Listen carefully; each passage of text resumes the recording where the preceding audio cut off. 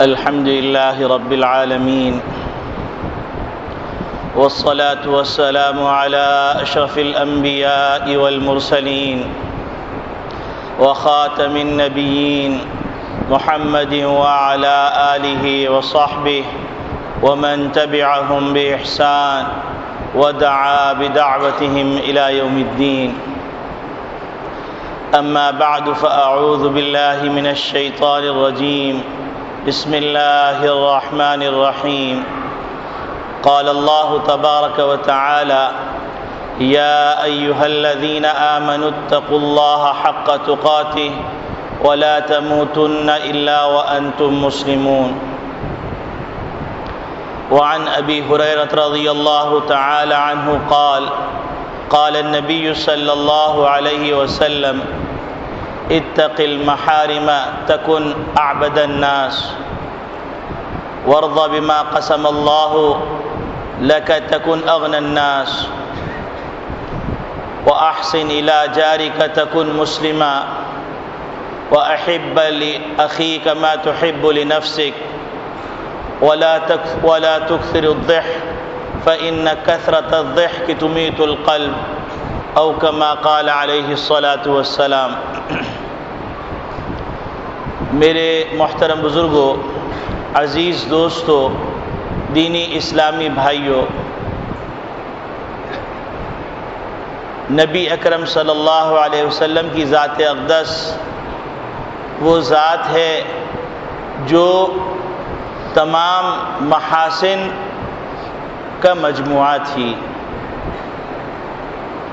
اور نبی کریم صلی اللہ علیہ وسلم میں تمام کمالات تمام انسانوں کے مقابلے میں بدرجہ اتم موجود تھے، اور نبی اکرم صلی اللہ علیہ وسلم نے اپنی امت کو جا بجا احکامات اور ہدایات جو عطا فرمائیں وہ تمام داناؤں کی باتوں سے زیادہ کامل اور مکمل اور زیادہ جامع اور زیادہ حکمت والی ہیں. نبی اکرم صلی اللہ علیہ وسلم وقتاً فوقتاً اپنے صحابہ کرام رضوان اللہ اجمعین کو ایسے مختصر جملوں سے خطاب فرماتے جو کلمات کے اعتبار سے نہایت مختصر لیکن اپنے معانی اور مفاہیم کے اعتبار سے بڑی وسعت رکھتے تھے. میں نے آپ کے سامنے حضرت ابو ہریرہ رضی اللہ تعالی عنہ کی ایک روایت پڑھی. اس روایت کا پس منظر یہ ہے کہ ایک موقع پر نبی اکرم صلی اللہ علیہ وسلم نے ارشاد فرمایا: کون ہے جو اس بات کو یاد کرے اور یاد کرنے کے بعد اس بات کو دوسروں تک پہنچائے؟ تو حضرت ابو ہریرہ رضی اللہ تعالی عنہ نے ارشاد فرمایا، نبی اکرم صلی اللہ علیہ وسلم کی خدمت میں عرض کیا: اے اللہ کے رسول، آپ جو فرمائیں گے میں اس کو سنوں گا بھی، اس کو یاد بھی رکھوں گا اور دوسروں تک پہنچاؤں گا. اس بات کی اہمیت کا اس سے اندازہ ہو جاتا ہے کہ نبی کریم صلی اللہ علیہ وسلم جو بات کہنے والے ہیں وہ بات بہت ہی اہم ہے. جبھی نبی کریم صلی اللہ علیہ وسلم نے ایک تمہید باندھی، ورنہ صحابہ کرام رضوان اللہ اجمعین کی ذات اقدس تو وہ تھی کہ نبی کریم صلی اللہ علیہ وسلم کے ایک ایک بول کی صحیح سند معلوم کرنے کے لیے وہ 1500 میل کی مسافت طے کیا کرتے. مدینہ طیبہ سے جاتے اور جانے کے بعد ان کو جب یہ اطلاع ملتی کہ فلاں صاحب نے نبی کریم صلی اللہ علیہ وسلم سے یہ بات نقل کی ہے تو ان کے دل میں داعیہ پیدا ہوتا کہ میں براہ راست ان سے یہ بات سن لوں تاکہ میری سند قوی ہو جائے. اور پھر 1500 میل کی مسافت طے کر کے ان کے گھر پہ حاضر ہوتے ہیں، گرد و غبار کے اندر اٹے ہوئے، بال بالکل پراگندہ ہوئے 1500 میل کی مسافت، ریگستانی اور گرمی کی تپش. آج کل کے زمانے میں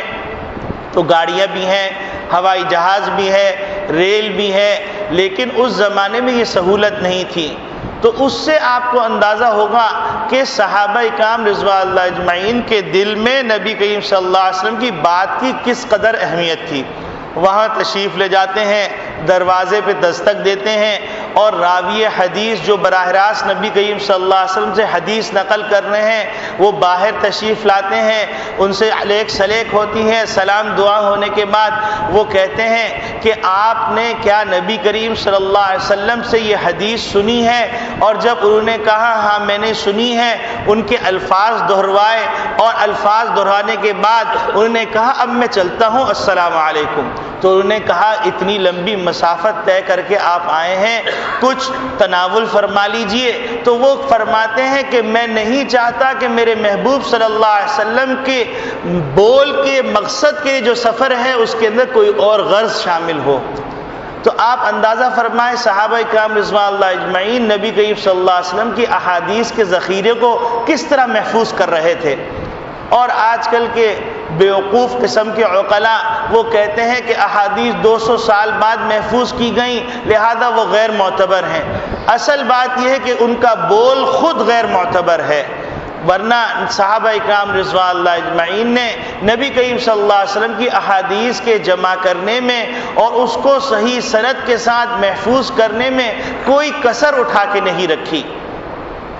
تو میں یہ عرض کر رہا تھا کہ صحابہ اکرام رضوان اللہ اجمعین نبی کریم صلی اللہ علیہ وسلم کی احادیث کی اتنی زیادہ قدر و منزلت کرتے، لیکن اس کے باوجود نبی کریم صلی اللہ علیہ وسلم نے یہ جو فرمایا کہ کون ہے جو میری یہ بات سنے، اس کو یاد کرے، محفوظ کر لے، اور محفوظ کرنے کے بعد اس بات کو آگے امت تک پہنچائے۔ تو اس سے نبی کریم صلی اللہ علیہ وسلم جو بات کہنے جا رہے ہیں اس بات کا وزن بڑھ جاتا ہے، اس بات کی اہمیت بن جاتی ہے کہ نبی کریم صلی اللہ علیہ وسلم ضرور بضرور انتہائی اہم بات کہنے والے ہیں۔ تو حضرت ابو ہریرہ رضی اللہ تعالی عنہ نے ارشاد فرمایا کہ اے اللہ کے رسول، میں آپ کی بات سنوں گا بھی اور اس کو یاد بھی کروں گا اور آگے تک پہنچاؤں گا۔ تو روایات میں آتا ہے کہ نبی کریم صلی اللہ علیہ وسلم نے 5 جملے فرمائے اور اپنی انگلی پہ گن گن کے فرمائے۔ تو ہم بھی اس حدیث پر عمل کرنے کے لیے کہ نبی کریم صلی اللہ علیہ وسلم نے گن گن کے فرمائے، ہم بھی یوں عرض کرتے ہیں کہ نبی کریم صلی اللہ علیہ وسلم نے پہلا جملہ فرمایا اتق المحارم، کہ حرام چیزوں سے بچو، محرمات سے بچو، تکن اعبد الناس، تم جو ہے انتہائی اللہ کے عبادت گزار بندے بن جاؤ گے۔ دوسری بات نبی کریم صلی اللہ علیہ وسلم نے انگلی پہ گن کے فرمائی کہ وَرْضَ بِمَا قَسَمَ اللَّهُ لَكَ تَكُنْ أَغْنَى النَّاسِ،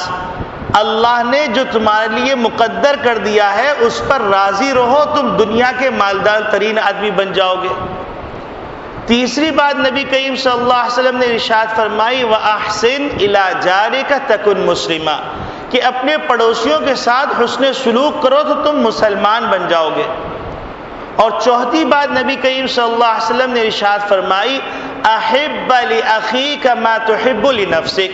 اپنے بھائی کے لیے وہ پسند کرو جو اپنے لیے پسند کرتے ہو۔ پانچویں بات نبی کریم صلی اللہ علیہ وسلم نے یہ ارشاد فرمائی لا تکثر الضحک، لا تکثر الضحک، زیادہ ہنسو نہیں، فإن کثرت الضحک تمیت القلب، زیادہ ہنسنا یہ دل کو مردہ کر دیتا ہے۔ یہ 5 باتیں نبی کریم صلی اللہ علیہ وسلم نے ارشاد فرمائی اور ہر بات اپنے اندر بڑی وسعت رکھتی ہے۔ تو اس جمعے کو ہم پہلا جملہ لیں گے کہ نبی کریم صلی اللہ علیہ وسلم نے ارشاد فرمایا کہ اتق المحارم، کہ گناہوں سے بچو، محرمات سے بچو، تکن اعبد الناس، تم جو ہے اللہ کے برگزیدہ بندے بن جاؤ گے، عبادت گزار بندے بن جاؤ گے۔ عام طور پر ہم لوگ یہ سمجھتے ہیں کہ عبادت گزار بندہ وہ ہوتا ہے جو کثرت سے نوافل پڑھے، اور جس کے پاس 1000 دانے کی تسبیح ہو یا 10,000 دانے کی تسبیح ہو اور وہ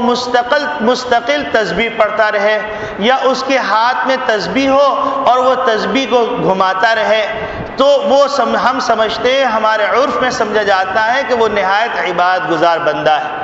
اور یہ سمجھا جاتا ہے کہ جو کثرت سے قرآن کریم کی تلاوت کرتا ہے اس کا یہ مطلب نہیں ہے کہ یہ کوئی قدر و منزلت کی باتیں نہیں ہیں، لیکن میں اگلی بات جو کہنے جا رہا ہوں اس کے لیے یہ تمہید عرض کر رہا کہ یقیناً کثرت سے نوافل پڑھنے کا بہت ثواب ہے، کثرت سے ذکر کرنے کا بہت ثواب ہے، کثرت سے روزے رکھنے کا بہت ثواب ہے، کثرت سے صدقات کرنے کا بہت ثواب ہے، ان کے فضائل اپنی جگہ مسلم، لیکن جو بات عرض کرنی ہے اس کے لیے یہ تمہید ہے۔ ہم یہ سمجھتے ہیں کہ جو کثرت سے عبادات کرتا رہتا ہے، نفل عبادات، تو وہ نہایت اللہ والا ہے، اور اس کے مقابلے کے اندر وہ آدمی جو کثرت سے عبادت نہیں کرتا لیکن محرمات سے بچتا ہے تو ہم سمجھتے ہیں کہ وہ عبادت گزار نہیں۔ نبی کریم صلی اللہ علیہ وسلم نے اس حدیث کے اندر اپنی امت کو یہ بات سمجھائی ہے، اور یہی وجہ ہے کہ مختلف مواقع پر مختلف صحابہ سے مختلف انداز سے اس بات کو سمجھایا گیا ہے کہ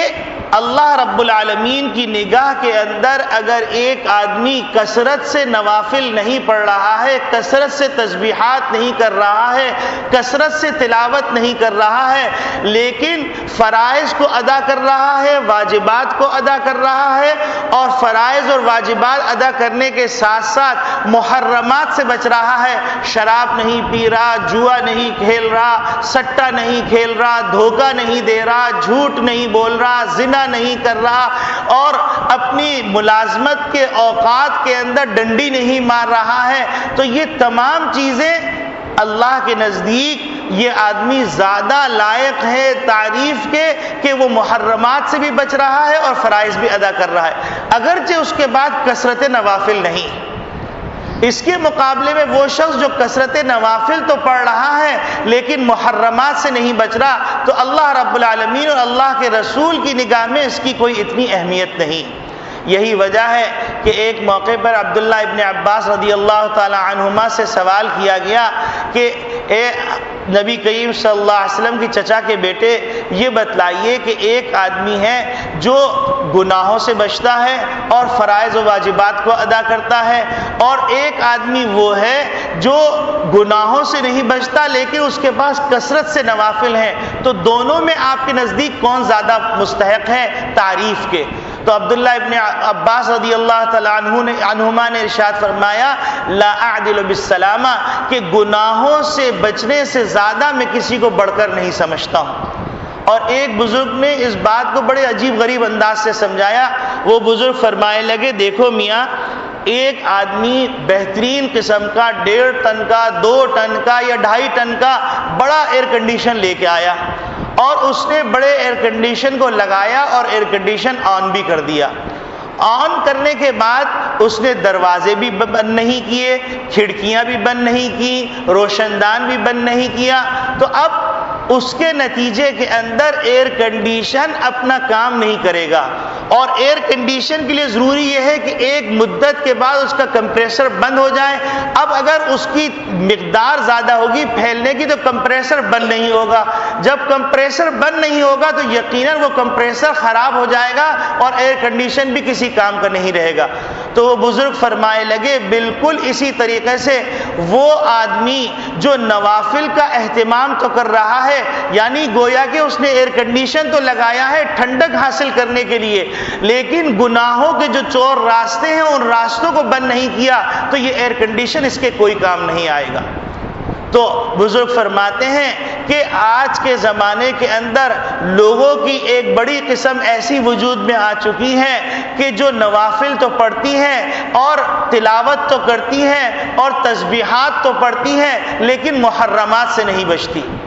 اور بزرگائے دین سے اس کا تعلق بھی ہے، بزرگائے دین کی صحبت میں بھی رہتے ہیں، لیکن جب خوشی کا موقع آتا ہے تو میوزیکل پروگرام بھی ہوگا، غزل کا پروگرام بھی ہوگا، ڈانڈی کی تقریب بھی ہوگی، اور اس کے ساتھ ساتھ رقص و سرور کی محفلیں بھی ہوں گی، اور جو علم غلم جو فضولیات لغویات ہیں وہ تمام چیزیں جمع کی جائیں گی، اور کہا جائے گا یہ خوشی کا موقع ہے، اس میں تو کوئی اصول نہیں ہوتے۔ لیکن سوچنے کی بات یہ ہے کہ اللہ رب العالمین تو انہی موقعوں پہ تو دیکھتے ہیں کہ میرا بندہ میرے حکموں کو پورا کر رہا ہے یا نہیں کر رہا۔ اگر ایک آدمی نابینا ہے اور نابینا آدمی بد نظری نہیں کر رہا تو اس کو کوئی ثواب نہیں مل رہا کیونکہ اس کے اندر استعداد ہی نہیں ہے. لیکن ایک آدمی اگر بینا ہے، آنکھوں والا ہے اور وہ بد نظری نہیں کر رہا تو اس کو ثواب ملے گا. اسی طریقے سے ایک آدمی ہے وہ طاقت ہی نہیں رکھتا اور زنا نہیں کر رہا ہے تو اس کو کوئی ثواب نہیں ملے گا. لیکن ایک آدمی طاقت بھی رکھتا ہے، اس کے اندر خواہشات بھی پیدا ہو رہی ہیں اور خواہشات پیدا ہونے کے باوجود وہ اپنے نفس کو ضبط کیا ہوا ہے، اس کو اجر ملے گا. تو اس وقت ہم نے جہاں شریعت کو پس پش ڈالا اور شریعت کو ہر ایک نے اپنے زاویے سے دیکھا اور اپنے زاویے سے اس کی ترجمانی کر دی اور اپنے زاویے سے اس کا تخیل اپنے ذہن میں بٹھا لیا، اور ذہن میں بٹھانے کے بعد جو چیز اس تخیل کے اندر بیٹھی ہوئی اس کے مطابق کسی کی سن لی، وہ بہت اچھے عالم ہیں، اور اس کے خلاف سنی یہ بڑا متشدد عالم ہے، غلط عالم ہے، اس کے اندر روشن خیالی نہیں ہے. اسی طریقے سے بہت سارے معاملات ہیں، ہم اپنی زندگی کے اندر دیکھیں گے تو ہم کو نظر آئے گا کہ ہم نے نوافل کا تو ایئر کنڈیشن لگایا ہوا ہے، لیکن اس کے باوجود ہم نے محرمات کی جو چور گلیاں اور چور راستے ہیں ان کو بند نہیں کیا، تو ایئر کنڈیشن کام نہیں کرے گا. ایک بزرگ نے تو یہاں تک عجیب واقعہ فرمائے لگے کہ ایک صاحب، وہ بزرگ صاحب نسبت تھے اور بڑے اللہ والے تھے، وہ فرماتے ہیں کہ ان کی مجلس کے اندر ایک صاحب آیا کرتے تھے، بڑے اچھے تاجر تھے، اور وہ کہتے ہیں کہ وہ آئے دن کوئی نہ کوئی وظیفہ لیتے اور پھر اس وظیفے کا انتہائی درجے اہتمام کرتے، اور بعض لوگوں نے یہاں تک بتلایا کہ تہجد میں طویل قیام کرتے، اور لوگ رش کیا کرتے کہ انتہائی معزز آدمی ہیں، اتنے نوافل کا اہتمام کر رہے ہیں. لیکن وہ بزرگ فرماتے ہیں چونکہ صاحب نسبت بزرگ تھے تو صاحب نسبت بزرگوں کو پھر اللہ رب العالمین بعض ایسی چیزیں کھول دیتے ہیں جو چیزیں عام لوگوں پہ نہیں کھولی جاتی. تو ان بزرگ نے محسوس کیا کہ ان میں کوئی لغزش ہے، اور جب تحقیق حال کیا، ان کا اندرونی معاملہ تلاش کیا تو معلوم یہ ہوا کہ وہ جو وظائف معلوم کرتے تھے ان وظائف کے ذریعے سے وہ سٹے کے نمبر معلوم کرتے تھے، اور سٹے کے نمبر معلوم کر کے پھر سٹے کے اندر جیتا کرتے تھے. اسی طریقے سے ایک بزرگ نے ایک صاحب کا واقعہ ذکر کیا کہ ایک صاحب تھے، وہ مدارس کو بھی بڑا چندہ دیا کرتے تھے، بزرگوں کی مجلس میں بھی خوب بیٹھا کرتے تھے، اور دیگر عبادات کے اندر، نفلی عبادات کے اندر بڑا اہتمام کیا کرتے تھے. ایک دفعہ فرمانے لگے کہ انہوں نے مجھے بلایا اور بلانے کے بعد کہا کہ حضرت میں اپنی فیکٹری کا آپ کو وزٹ کروانا چاہتا ہوں تاکہ میرے کاروبار میں برکت ہو جائے. اور اس سے پہلے وہ فرماتے ہیں کہ آئے دن وہ یہ بتایا کرتے تھے کہ حضرت میرے 5 کروڑ کا نقصان ہو گیا. تو حضرت بڑے دل برداشتہ ہوتے، دعائیں فرماتے کہ اللہ ان کے حال پر رحم فرمائے، ان کے کاروبار میں برکت عطا فرمائے. کبھی فرماتے 2 کروڑ کا نقصان ہو گیا، کبھی 1.5 کروڑ کا نقصان ہو گیا. تو ایک دن بزرگ نے ان سے اس فیکٹری میں جانے سے پہلے دریافت کیا کہ حاجی صاحب آپ کے اتنے نقصانات ہو چکے ہیں تو آپ کا تو دیوالیہ ہو چکا ہوگا. تو وہ کہنے لگے حضرت اصل بات یہ ہے کہ ہم لوگ کے ہاں جو نقصان کا لفظ بولا جاتا ہے وہ اس معنی میں نہیں بولا جاتا جس معنی میں آپ لوگ سمجھتے ہیں. ہمارے ہاں نقصان کا مفہوم یہ ہے کہ ہم نے اندازہ لگایا کہ اس وقت جو ہم مال منگوا رہے ہیں، ہماری شپمنٹ جو آ رہی ہے وہ 2 کروڑ کی ہے اور اس پہ ہم پروفٹ کمائیں گے 8 کروڑ. اب اگر پروفٹ کے اندر ہم کو نفع اتنا نہیں ملا جتنا ہمیں توقع تھی تو ہم یہ کہتے ہیں کہ ہمیں اتنے کروڑ کا نقصان ہو گیا. تو یہ ایک اور ناشکری کا راستہ. عام طور پر امت اس کے اندر مبتلا ہے کہ اللہ کے اتنے بے شمار انعامات احسانات کے تلے دبے ہوئے ہیں لیکن رو رہے ہیں، ملازمین کو تنخواہیں نہیں دے رہے، نقصان ہو گیا. بھائی نقصان کیا ہو گیا؟ ہم نے اندازہ کیا تھا کہ 8 کروڑ ملیں گے لیکن اندازے سے کم ہم کو 4 کروڑ مل گئے تو ہمارے 4 کروڑ کا نقصان ہو گیا. بہرحال وہ بزرگ فرماتے ہیں کہ میں ان کے ہاں گیا اور ان کی فیکٹری میں گیا تو خیر کی نیت سے دعا کرتے ہوئے چلنے لگا تو راستے میں دیکھا کہ ایک صاحب وہاں بیٹھے ہوئے ایک گودام کے اندر اور ٹاٹ کے چھوٹے چھوٹے ٹکڑے کر رہے ہیں. تو انہوں نے کہا کہ یہ آپ کیا کر رہے ہیں چھوٹے چھوٹے ٹکڑے؟ تو کہیں مولانا صاحب یہ چھوڑیے، یہ دنیا داری ہے. تو انہوں نے کہا لیکن پھر بھی سمجھا دیجئے کیا ہے؟ تو کہنے لگے یہ ٹاٹ کو ہم جو کاٹ رہے ہیں دھنیے کے اندر ہم اس کو پیس کے ملا دیتے ہیں۔ تو انہوں نے کہا یہ تو سراسر کھوٹ اور دھوکہ اور دغے بازی ہے۔ تو کہنے لگے مولانا اگر ہم یہ نہ کریں تو آپ لوگوں کو چندہ کہاں سے دیں گے ہم؟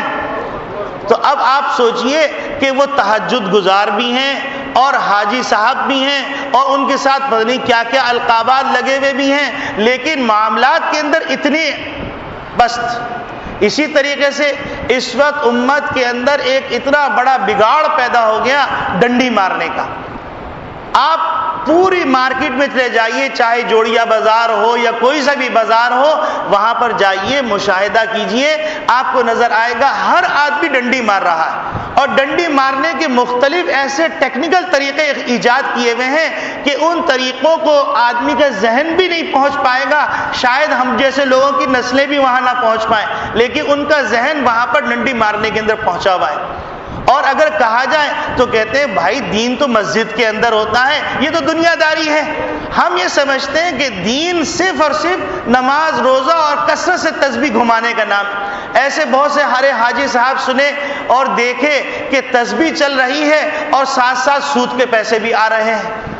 ایسے بہت سے لوگ دیکھے گئے کہ اب بڑے عہدے پہ پہنچ گئے، مسلح پہ بیٹھے ہوئے ہیں، کوئی شپمنٹ پھنس گیا، ان کے پاس گئے، جانے کے بعد کہا کہ حضرت سر یہ مسئلہ ہے، تو انہوں نے کہا ٹھیک ہے کوئی بات نہیں، آپ اتنے پیسے پہنچا دیجئے گا۔ تو انہوں نے کہا کہ پیسے، بہرحال وہ لے کے آئے، مجبور تھے، پھنسے ہوئے تھے، پیسے لے کے آئے، تو انہوں نے کہا جانماز کے نیچے رکھ دو، میں ہاتھ نہیں لگاتا ہوں ایسے پیسے۔ پھر جانماز کے نیچے رکھنے کے بعد وہ کہتے ہیں انہوں نے جانماز میں لپیٹ کے اس کو قرآن پر رکھ دیا، اس کے بعد وہ پیسہ حلال ہو گیا۔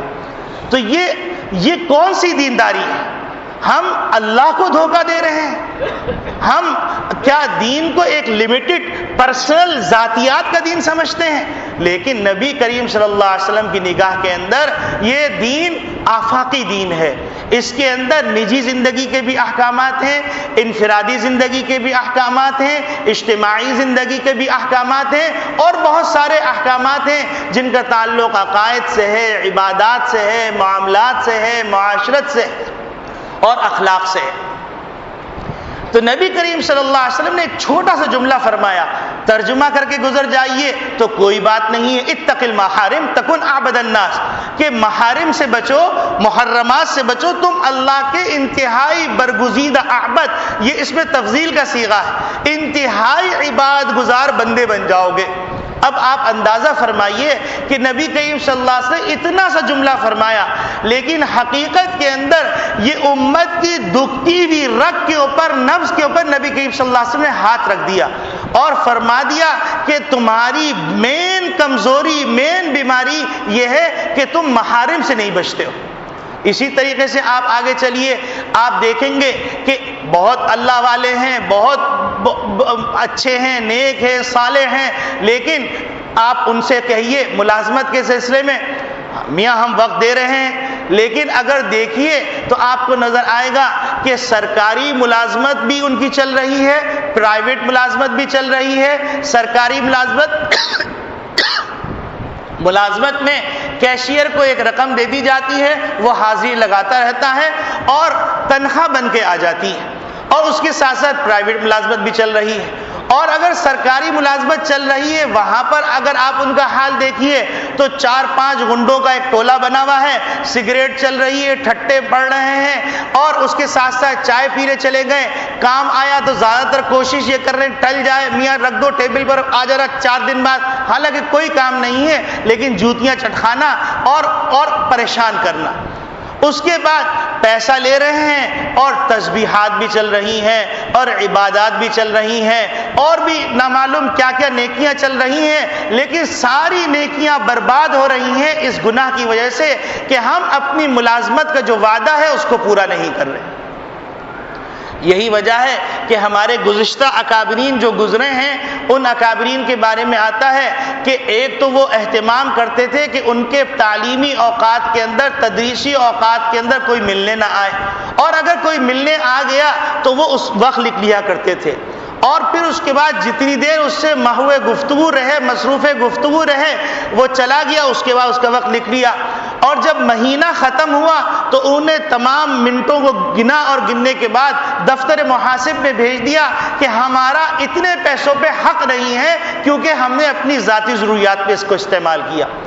اسی طریقے سے عمر بن عبدالعزیز رحمۃ اللہ علیہ اور دیگر حضرات کے بارے میں آتا ہے کہ ان کے چراغ جل رہے ہوتے تھے، ایک چراغ سرکاری تیل سے جلتا تھا اور ایک چراغ پرائیویٹ تیل سے جلتا تھا۔ کچھ لوگ ملنے کے لیے آئے، انہوں نے پوچھا کس نوعیت سے آیا، انہوں نے کہا ذاتی ملاقات ہے، انہوں نے چراغ گل کر دیا، اپنا چراغ جلا لیا۔ تو لوگوں نے پوچھا حضرت وہ بھی چراغ تھا، یہ بھی چراغ ہے، آپ نے اس کو بند کر دیا، اس کو جلا لیا؟ تو فرمائے لگے میں سرکاری کام کر رہا تھا تو سرکاری چراغ جلایا ہوا تھا، اب سرکاری کام نہیں ہے، میرا ذاتی کام ہے، تو لہذا میں نے اس چراغ کو گل کر دیا اور یہ والا چراغ جلا لیا۔ تو پھر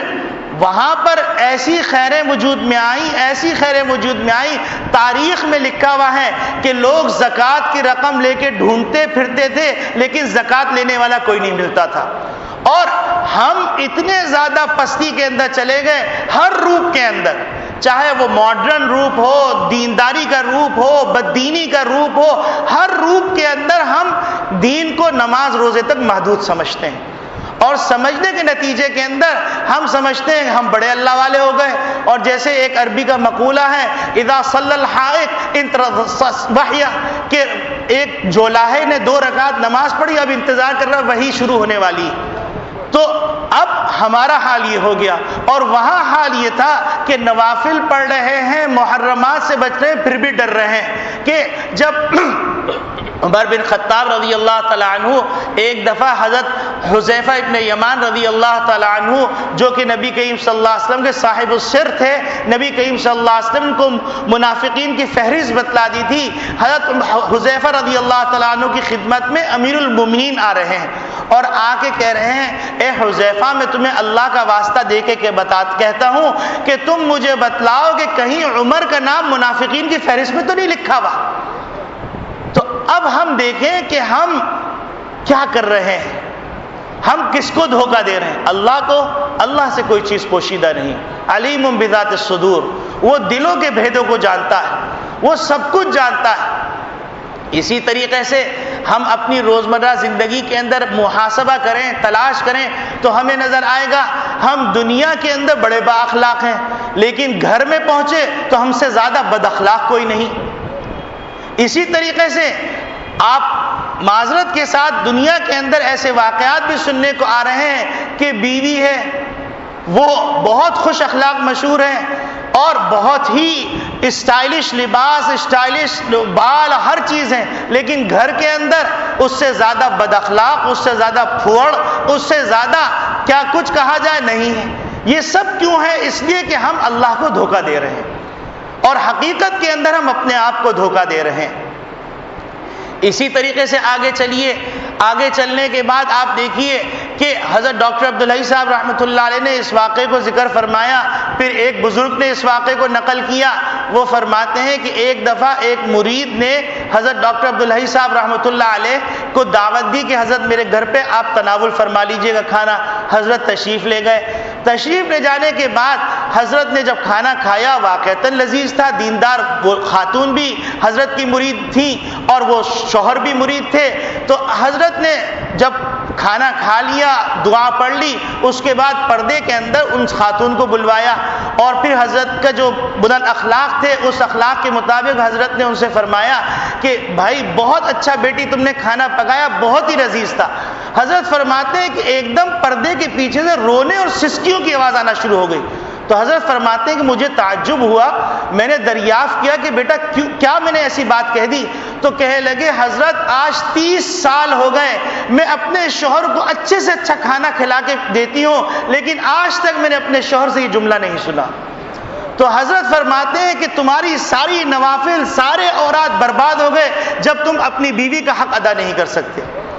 تو اگر ہم دیکھیں تو ہم نے اسلام کو پس پش ڈال کر اپنا کباڑہ کیا ہے، ہم نے کسی کا کباڑہ نہیں کیا، اپنا نقصان کیا ہے۔ اسی طریقے سے آپ دیکھیں گے بہت زبردست عمامہ بھی بندھا ہوا ہے، بڑی داڑھی بھی ہے، لیکن اولاد اپنے باپ کو جوتے مار رہی ہے۔ بھائی دریافت کیجئے کہ کیوں ہو گیا؟ کہ میرے ابا موجودہ زمانے کا دماغ ان کا نہیں ہے، وہ انتہائی فرسودہ ہو گئے، گھٹیا ہو گئے۔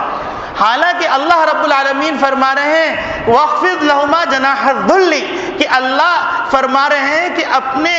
باپ اور ماں کے سامنے ہر وقت جھکے رہو، وَلَا تَقُلْ لَهُمَا اُفٍّ، ان کو اف بھی نہ کہو۔ اور اس کی تشریح میں مفسرین نے لکھا ہے کہ اللہ رب العالمین نے خاص طور سے اف کو ذکر فرمایا، یعنی ایسا موقع بھی آئے گا جس موقع کے اندر تمہاری بات اور والدین کی بات ایک دوسرے میں تضاد کی صورت پیدا ہو جائے گی، لیکن والد کے والدیت کا تقاضا یہ ہے کہ تم اس کے احترام میں اف بھی نہ کرو۔ لیکن آج اگر آپ دیکھیے تو ایسے عجیب غریب واقعات سامنے آ رہے ہیں کہ بیٹے نے باپ کو گھر سے نکال دیا۔ یعنی آپ سوچئے، ذرا تصور کیجئے، وہ باپ جس نے اپنی پوری جوانی، بھرپور جوانی اپنی اولاد کی تربیت پہ لگائی، اپنی اولاد کے خوشی کے اوپر لگائی، اپنی خواہشات کا خون کر کے اپنی اولاد کو عطا کیا، لیکن جب وہ اولاد کسی قابل ہو گئی تو اب باپ کو گھر سے نکالنے پر آمادہ ہے، باپ کے اوپر تھپڑ مارنے پر آمادہ ہے، چھری چاقو اٹھا کے رکھ رہی ہے۔ یہ سب کیوں ہو رہا ہے؟ یہ سب ہو رہا ہے اس لیے کہ ہم نے دین کو محدود کر لیا نماز روزے تک، اور ہم سمجھنے لگے کہ بس ہم جو ہے 5 وقت کی نماز پڑھ رہے ہیں، پہلی صف کا اہتمام کر رہے ہیں، اور جو تسبیحات ہم کو ہمارے شیخ نے بتلائی ہم اس کا اہتمام کر رہے ہیں، باقی اب شیخ کا فرض بنتا ہے کہ شیخ میرا احترام کرے۔ آج اس وقت شیخ و مرید کا ایسا تعلق ہو گیا ہے کہ اس تعلق کے اندر حضرت مولانا سید ابو الحسن علی ندوی رحمۃ اللہ علیہ فرماتے ہیں کہ پہلے زمانے میں شیخ اپنے مرید کی قلائی کرتا تھا، اس کی اصلاح کرتا تھا، آج کے زمانے کے اندر شیخ اپنے مرید کی خوشی کی فکر میں لگا رہتا ہے۔ تو یہ کیوں قلب موضوع ہو گیا؟ کیوں سب چیزیں الٹ گئیں؟ یہ سب چیزیں اس لیے الٹ گئیں کہ آج ہم نے اسلام کی مکمل تصویر سے منہ پھیر لیا۔ اگر اسلام کی مکمل تصویر دیکھنی ہے تو نبی کریم صلی اللہ علیہ وسلم کی سیرت طیبہ میں دیکھیے، اگر نبی کریم صلی اللہ علیہ وسلم کی سیرت طیبہ کے مطالعے کے بعد مزید آگے جانا ہے تو خلفائے راشدین کی زندگی دیکھیے، صحابہ، تابعین، تبع تابعین کی زندگی کو دیکھیے، ائمۃ المجتہدین کو دیکھیے کہ ایک طرف تو بہت بڑے فقیہ ہیں، دوسری طرف بہت بڑے تاجر ہیں، ایک طرف بہت بڑے امام ہیں تو دوسری طرف وقت کے امیر المومنین ہیں، اور وہ تمام صفات جن صفات کو آپ پڑھیں گے آپ ہکا بکا رہ جائیں گے۔ اور ہمارے استاد محترم حضرت مولانا فضل محمد صاحب نے تو ایک عجیب غریب بات فرمائی، کتاب میں ہم مطالعہ کرتے تھے لیکن اس طرف کبھی ذہن ہی نہیں گیا، فرمانے لگے کہ آج تو زمانے نے علماء کو راندے دربار سمجھا ہوا ہے اور علماء کو گھر کی ٹاٹ سمجھا ہوا ہے، اور یہاں تک سمجھا ہوا ہے کہ دنیا کے اندر کوئی فضول ہے تو وہ صرف ایک عالم ہے، اور تمام فسادوں کی جڑ ہے تو وہ ایک عالم ہے۔ مولانا فرمانے لگے کہ بھائی پوری تاریخ اٹھا کے دیکھو، 1200 سال تک جو اسلام باقی رہا اور اسلام کا لوگوں نے مزہ چکا ہے تو وہ جتنے بھی حکمران تھے وہ بڑے بڑے علماء تھے۔ عمر بن عبدالعزیز بہت بڑے عالم، حضرت سلطان صلاح الدین ایوبی بہت بڑے عالم، نور الدین زنگی رحمۃ اللہ علیہ بہت بڑے عالم، اور آگے چلیے محمود غزنوی بہت بڑے عالم، اور آگے چلیے عالمگیری، فتاوی عالمگیری تیار جو کی گئی ہے وہ ایک بادشاہ نے تیار کی ہے، بر صغیر کا بادشاہ، وہ بہت بڑا عالم۔ تو 1200 سال تک اگر دنیا کو امن کا پیغام دیا ہے تو ان علماء نے دیا ہے، اور اس دنیا کے نظام کو چلایا ہے تو یہ علماء نے چلایا ہے، اور ایک خاص منصوبے کے تحت یہ باور کرانے کی کوشش کی جا رہی ہے۔ قرآن پڑھ کر ایک آدمی فنڈامنٹلسٹ ہو جاتا ہے، حدیث پڑھ کر آدمی تشدد پسند ہو جاتا ہے، قرآن، حدیث اور فقہ اور مدارس کی تعلیم حاصل کر کے انسان بڑا تنگ دل ہو جاتا ہے، بڑا تنگ دماغ ہو جاتا ہے۔ یہ بیوقوفی کی باتیں ہیں، حماقت کی باتیں ہیں، اور نبی کریم صلی اللہ علیہ وسلم کی ہدایات سے سر منہ انحراف کرنے والی باتیں ہیں۔ تو میں یہ عرض کر رہا تھا کہ نبی کریم صلی اللہ علیہ وسلم نے 5 باتیں فرمائی، ان میں سے پہلی بات جو نبی کریم صلی اللہ علیہ وسلم نے فرمائی اتق المحارم، کہ محارم محرمات سے بچو۔ اور محرمات سے بچو تو اس کا نتیجہ کیا ہوگا؟ تم زیادہ نوافل نہیں پڑھ رہے ہوگے، لیکن زیادہ تسبیحات نہیں کر رہے ہوگے، زیادہ تلاوت نہیں کر رہے ہوگے، لیکن اس کے باوجود تکن اعبد الناس، تم اللہ کے بہترین عبادت کرنے والے بندوں میں بن جاؤ گے۔ اور اللہ کے احکامات کو پورا کرنے کے لیے ہم کو معاملات بھی سیکھنے پڑیں گے، اور ہم کو معاشرت بھی سیکھنی پڑے گی، ہم کو اخلاق بھی سیکھنے پڑیں گے۔ آج دین اگر کسی سے پوچھئے، معلوم کیجئے کہ بھائی وہ جن کا رشتہ آپ لے کے آئے ہیں وہ کیسے ہیں، کیونکہ ہاں بہت نمازوں کا اہتمام کرتے ہیں، بھائی معاملات ان کے کیسے ہیں، معاشرت ان کی کیسی ہے، اخلاق کیسے ہیں، ان کے نظریات کیا ہیں، ان کے عقائد کیا ہیں، یہ تو معلوم کیجئے۔ بہت سے لوگ، آپ حیران ہوں گے، اس زمانے کے اندر ایسے لوگ بھی وجود میں آ گئے ہیں، ان سے دریافت کیا کہ آپ نماز ماشاءاللہ بڑا اہتمام سے پڑھنے لگے، اس کی وجہ کیا ہے؟ اور بڑی خوشی کی بات ہے، ہم کو آپ کو یہاں دیکھ کے خوشی ہوتی ہے، ورنہ تو آپ دہریے قسم کے نظریات رکھتے تھے۔ تو وہ کہتے ہیں کہ اصل میں بات یہ ہے کہ میں مطالعہ کر رہا تھا، ایک انگریز تھنکر نے کہا ہے کہ بہترین ورزش اگر کوئی ہو سکتی ہے وہ نماز میں ہو سکتی ہے، تو میں نماز اس لیے پڑھ رہا ہوں تاکہ میں فٹ رہوں۔ لا الہ الا اللہ۔ پستی کی انتہا میں چلے گئے، پستی کی انتہا میں چلے گئے، تباہی کی انتہا میں چلے گئے۔ وہ چیزیں جن چیزوں کے ذریعے سے ہم اللہ کو مناتے تھے، وہ چیزیں دنیا کے لیے ہونے لگی۔ رسول اللہ صلی اللہ علیہ وسلم نے فرمایا نماز پڑھو، تو ہم کو سمجھ میں نہیں آیا۔ ایک وہ آدمی جس کو